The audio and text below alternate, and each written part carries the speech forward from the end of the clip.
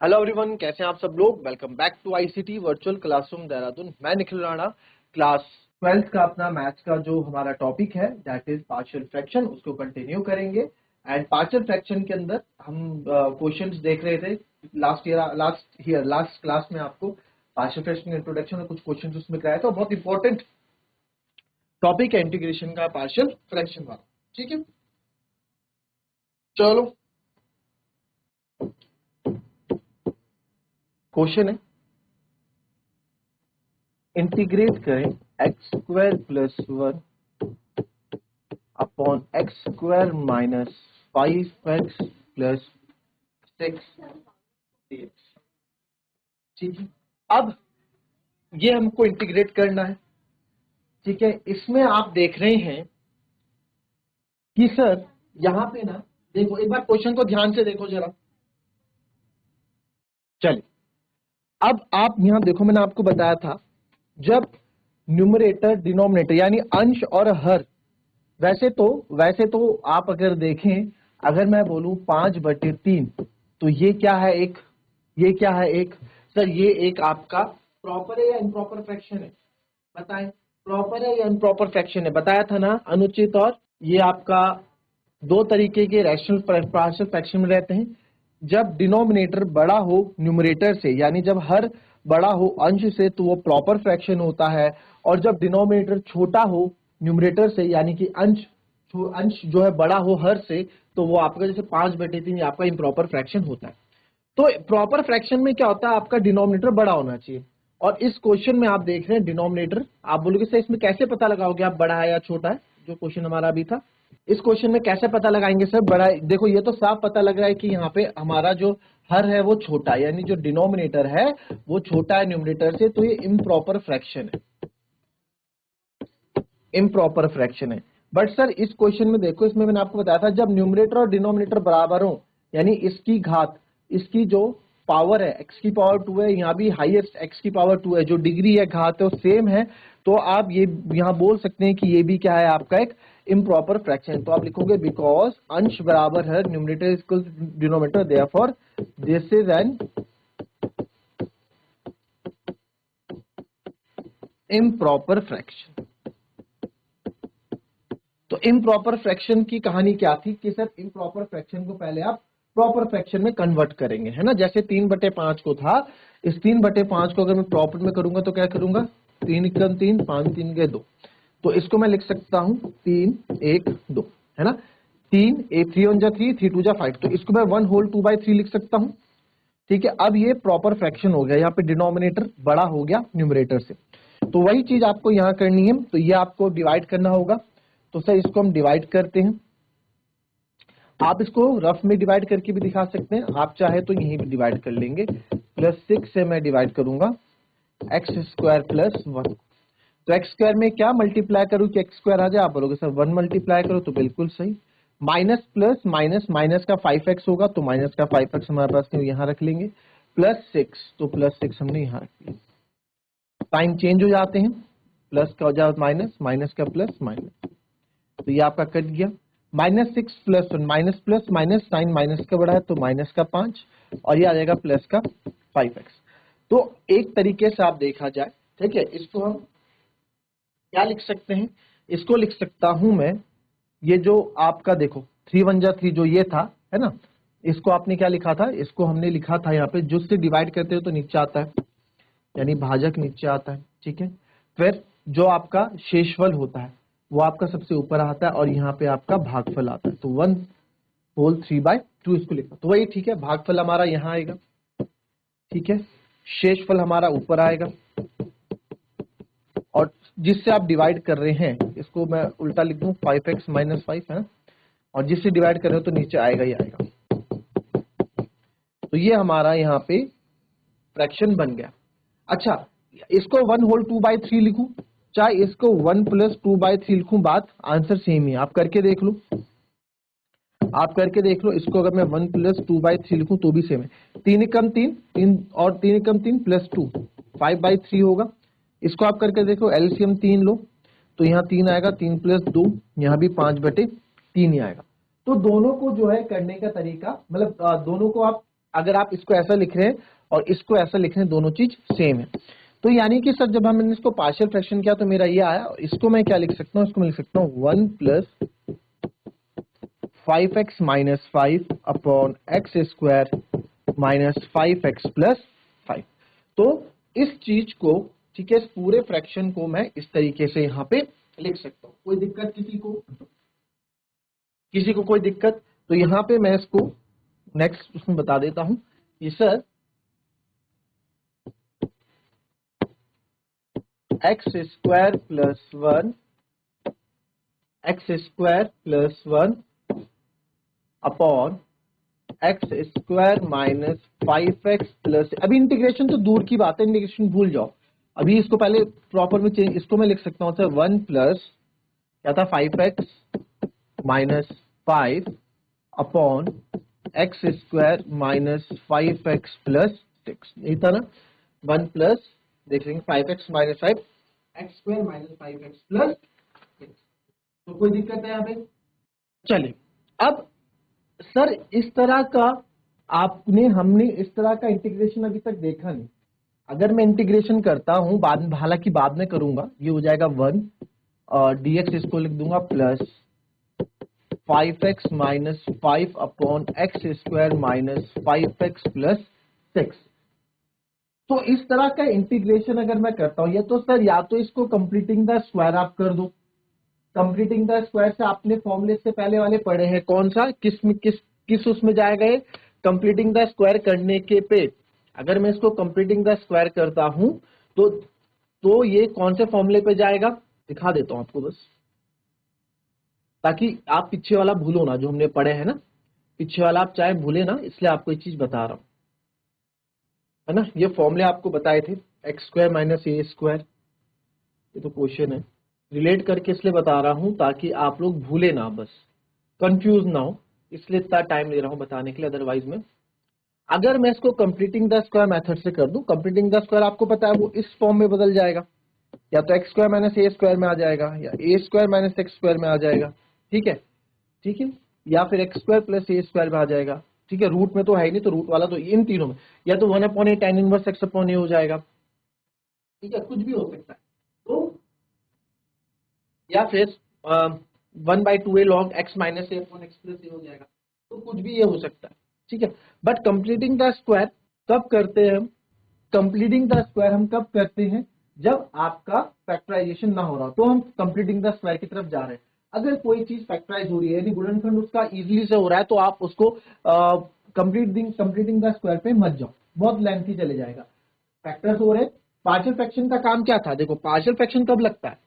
Partial fraction आपको मैंने बताया, पार्शियल फ्रैक्शन कब लगेगा सर? पार्शियल फ्रैक्शन में आप कन्वर्ट तब करोगे जब वो फैक्टर्स की फॉर्म में होंगे। जब यहाँ नीचे फैक्टर्स की फॉर्म में आपको चीजें मिलेंगी, x plus B, X plus A का स्क्वायर, तभी आप क्या करोगे? पार्शियल फ्रैक्शन लगा सकते हो। यानी कि सर नीचे मेरे को जो डिनोमिनेटर में, जो हर में जो चीजें हैं, मेरे को फैक्टर्स के फॉर्म में मिलनी चाहिए, ना कि एक समीकरण के फॉर्म में, ठीक है। ये समीकरण फॉर्म में था, तो इसको मैंने क्या किया? चेंज किया, इक्वेशन से चेंज किया। तो इसको जब मैंने फैक्टर्स अगर मैं करूंगा इसके, तो एक्स स्क्वायर माइनस 5, तो इसको मैं लिख सकता हूं माइनस 6x प्लस 6। जिसको ये मिडल टर्म स्प्लिट नहीं आता, जिसको ये गुणनखंड करना नहीं आता, जो हमने 9वीं 10वीं, बहुत से बच्चे हैं ऐसे, बहुत से बच्चे जिनको नहीं आता, मैंने अपने लाइफ में देखे बहुत से बच्चे जिनको नहीं आती है, तो पूछ लेना कि सर ये चीज कैसे आप करते हैं ना? हमने 8वीं 9वीं में सीखा है मिडिल टर्म स्प्लिट, 6 कम 6, तो माइनस 6 प्लस 6, तभी माइनस 5 आएगा। तो यहां से बचेगा x माइनस 6, यहां से प्लस, तो यहां अगर मैं लूंगा 3 2 जा भी 6 होता है, 3 दूनी भी 6 होता है, तो इसको माइनस 3x माइनस 2x ले लेता हूं प्लस 6, अब हो जाएगा, है ना? इसको हमने क्या किया? तो गुणनखंड क्या? x, यहां से आप कॉमन ले ले, अंदर बचेगा x माइनस 3, माइनस 2 कॉमन ले ले, अंदर बचेगा x माइनस 3। तो मेरे पास जो फैक्टर बचे x माइनस 3 और x माइनस 2, यानी कि इसकी जगह x square minus 5x plus 6 की जगह में x माइनस 3 x माइनस 2 रख सकता हूँ, ठीक है।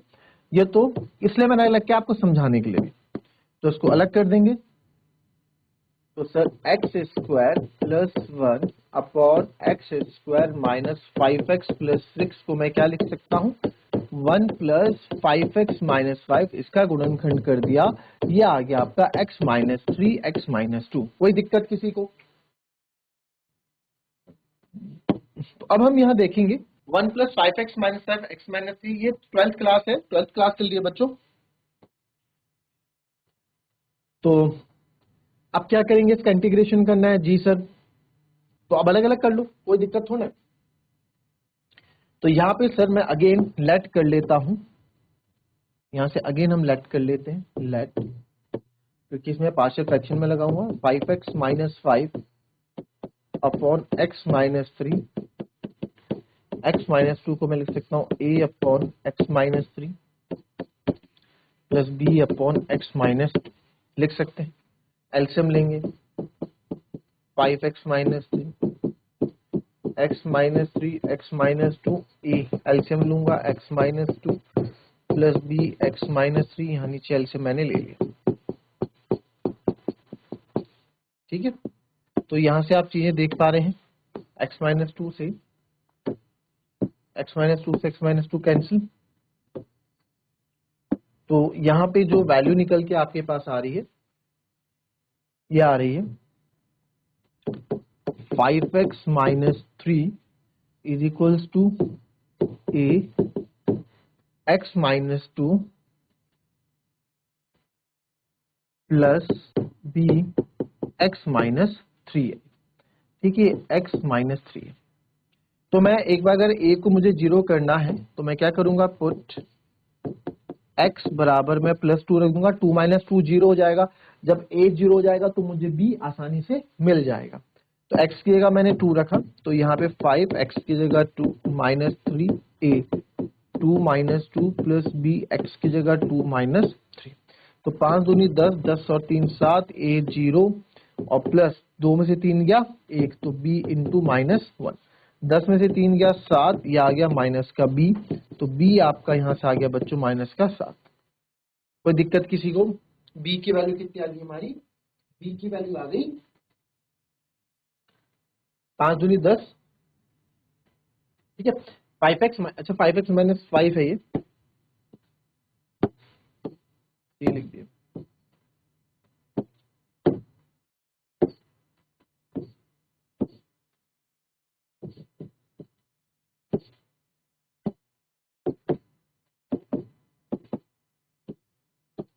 तो b की वैल्यू माइनस 5 आ गई। ठीक है, फिर वैसे हम पुट, अब b को 0 करूंगा तभी तो a की वैल्यू आएगी, x बराबर 3, x बराबर 3 रख दो, 3 में से 3 गया 0, तो x बराबर 3 अगर मैं यहाँ पे रखूंगा तो 5x की जगह 3 माइनस 5 a, x की जगह 3 माइनस 2 प्लस b 3 माइनस 3, तो 5 दिए 15 माइनस 5 a, 3 में से 2 गया 1 प्लस 3 में से 3 गए 0, तो a की वैल्यू कितनी आ गई बच्चों? 15 से 5 गए 10, a की वैल्यू कितनी आ गई? 10। कोई दिक्कत किसी को? तो b minus 5 a equals to 10 यहाँ पे है, तो यहां से आप देखेंगे ये हमारे पास वैल्यूज आ गई। ठीक है, कोई दिक्कत है यहाँ पर? तो इसको तो हम मान लेते हैं इक्वेशन नंबर 1। अब इसका इंटीग्रेशन शुरू करते हैं करना, है ना, इसका इंटीग्रेशन शुरू करते हैं करना। तो इसको आई भी लेट कर सकते हो जैसे कि मैंने बताया। तो सर आई बराबर इंटीग्रेशन ऑफ एक्स स्क्वायर या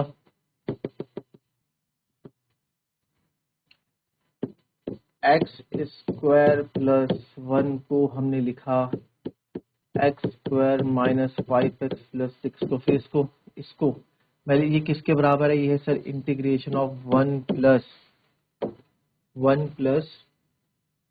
5x माइनस 5x माइनस 5 और इसको ब्रेक कर दिया इसने x minus 3 x minus 2 dx में, और ये भी दिस इम्प्लाइज दैट आगे इसको सॉल्व किया तो ये आया 1 dx और ये आपका 5x on x minus 3 x minus 2 dx, and this implies that इसको भी हमने आगे चेंज किया है 1 dx plus integration of 5x minus 5 को हमने लिखा है यहाँ पे 5x माइनस 5 को, ये इक्वेशन नंबर 2 आप मान लीजिए, है ना। a x minus 2 plus b x minus 3, क्या लिख सकता हूँ भाई इसको 5x माइनस 5, और इसकी जगह क्या लिख सकते हैं a upon x minus 3 plus b x minus 2, इसको आप इक्वेशन नंबर 2 ये मान लो, इसको हटाओ, इसको इक्वेशन नंबर 2 हमने मान लिया, तो यह आ गया a upon x minus 3 plus b upon x minus 2 dx। ठीक है, तो चलिए इसको करते हैं इंटीग्रेशन ऑफ, ये भी रहने दो 1 dx plus a 1 upon x minus 3 dx plus b upon x minus 2 dx। b बाहर भी लिख सकते हैं, कोई दिक्कत नहीं। तो ये हो जाएगा सर x प्लस a की वैल्यू मेरी क्या थी 10 log x माइनस 3, b की वैल्यू थी मेरी minus 5 log x minus 2 plus c। तो आप देखें आंसर यहाँ भी, यहाँ तक अगर आप आंसर छोड़ें तो बिल्कुल सही आपका आंसर होगा। आप चाहें तो log m minus log n भी कर सकते हैं, बट उसका कोई फायदा है नहीं, इतने भी आंसर छोड़ोगे तो बढ़िया। तो इसका ऐसा हो जाएगा ना x plus log m minus log n, क्या होता है log m minus log n, क्या होता है log m अपॉन n, है ना, log m अपॉन n होता है। तो वही चीज आप यहाँ कर सकते हो, तो इसको लिखना चाहे तो आप,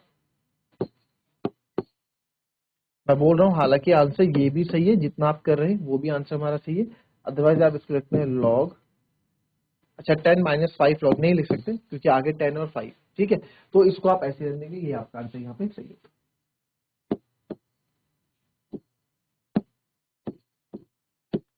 तो ये क्वेश्चन अपने आप में अच्छा क्वेश्चन था, क्यों, क्योंकि सर ये पार्शियल फ्रैक्शन से रिलेटेड ये क्वेश्चन था, और साथ ही इम्प्रॉपर फ्रैक्शन था, तो इम्प्रॉपर फ्रैक्शन को पहचानना है, फिर प्रॉपर फ्रैक्शन में कन्वर्ट करना है, फिर जाके इसका इंटीग्रेट करना है, इस तरह से क्वेश्चन करना है, ठीक है। चल देख नेक्स्ट क्वेश्चन इंटीग्रेशन का 3x minus 1 upon x minus 1 x minus 2 x minus 3 dx। अब ये क्वेश्चन इतना आसान, ये क्वेश्चन आपको जाते साथ आप इस क्वेश्चन को जब आप देखेंगे तो आप पहचान जाओगे कि यार इसमें तो आपके क्या है, नीचे फैक्टर्स बन रहे हैं और इसीलिए इसमें पार्शियल फ्रैक्शन डायरेक्ट लग रहा है, तो इसमें कोई इतना घबराने वाली बात है नहीं। तो आप लिख दोगे कि 3x minus 1 upon x minus 1 x minus 2 x minus 3 को सर हम लिख सकते हैं a upon x minus 1 plus b upon x minus 2 plus c upon x minus 3 लिख सकते हैं, जी सर लिख सकते हैं।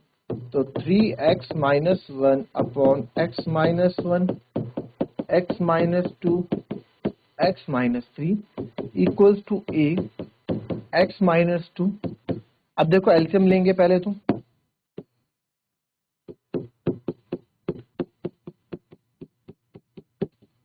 a के साथ कौन कौन आ जाएगा,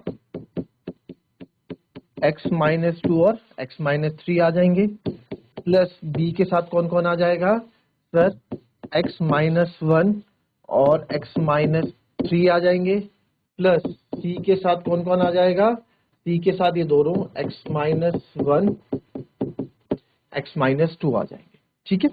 तो इसको हम लिख सकते हैं, लेट लिख सकते हैं इसको ऐसा। तो यहां से आप देख रहे हैं कि डिनोमिनेटर से डिनोमिनेटर कैंसिल, और जो हमारे पास बचा वो बचा 3x minus 1 is equals to a x minus 2 x minus 3 plus b x minus 3 plus c x minus 1 x minus 2। तो अब सर यहाँ तो दो फैक्टर्स हैं, कैसे किसको जीरो करें, तो घबराने वाली बात नहीं, क्वेश्चन बन बनाया आता है, आपको यहाँ पे घबराना नहीं। अब देखो ये देखो, मैंने देखा x की जगह 1 रखूंगा तो ये जीरो हो जाएगा, जब ये जीरो हो जाएगा तो पूरा ही जीरो हो जाएगा, तो है b, एक ही जीरो हो गया, है ना। और देखो 1 से यहाँ c भी जीरो है, तो मेरा काम हो गया, पहला एक काम तो हो गया, पुट x इक्वल्स टू 1, तो x इक्वल्स टू 1 अगर मैं रख रहा हूँ 3 1 1 ए, एक्स की जगह 1 माइनस 2, एक्स की जगह 1 माइनस 3 प्लस बी, ये तो आपका 1 माइनस 1 जीरो हो जा रहा है, प्लस सी, ये भी आपका जीरो हो जा रहा है। 3 एकम 3, 3 में से 1 गया 2 और ए माइनस 1 है ना, माइनस 1, और ये आ गया 1 में से 3 गया माइनस का 2। तो आप इसको सॉल्व करोगे, 3 में से 1 गया सर 2 और माइनस माइनस होता है प्लस, तो हो जाएगा 2a, ये कट गया, a बराबर कितना आ गया, a बराबर 1 आ गया। अब b की बात है, अब a को 0 कर देते हैं, a को 0 करने के लिए x बराबर 2 आप डाल दो, तो पुट x बराबर 2, तो सर x बराबर 2 हम डालेंगे, तो 3 2 minus 1 is equals to a 2 minus 2 0 plus b, यह आएगा x की जगह 2 माइनस 1 और 2 माइनस 3 प्लस c भी आपका 0 हो जाएगा क्योंकि 2 माइनस 2 0, 3 दूनी 6, 6 और में से 1, और ये आएगा b, 2 में से 1 गया 1, 2 में से 3 गया माइनस का, तो 6 में से 1 गए 5 और इधर आ गया माइनस का b, तो b आ गया आपका माइनस का 5। b कितना आ गया सर हमारा, माइनस का 5। ठीक है, अब वैसे ही आप यहाँ पे c की वैल्यू भी निकालोगे। ठीक है, c की वैल्यू भी आप निकालोगे, c की वैल्यू भी आप यहाँ निकालोगे और इसी तरीके से c की वैल्यू निकाल के आप आंसर करो। ठीक है, चलो कोई बात नहीं, c की वैल्यू मैंने आपको निकाल के दे देता हूँ, और इसका मेरा ये ना, ठीक है, तो c की वैल्यू अगर यहाँ निकालेंगे हम, तो आप देखें, और c की वैल्यू यहाँ पे, c की वैल्यू के लिए आप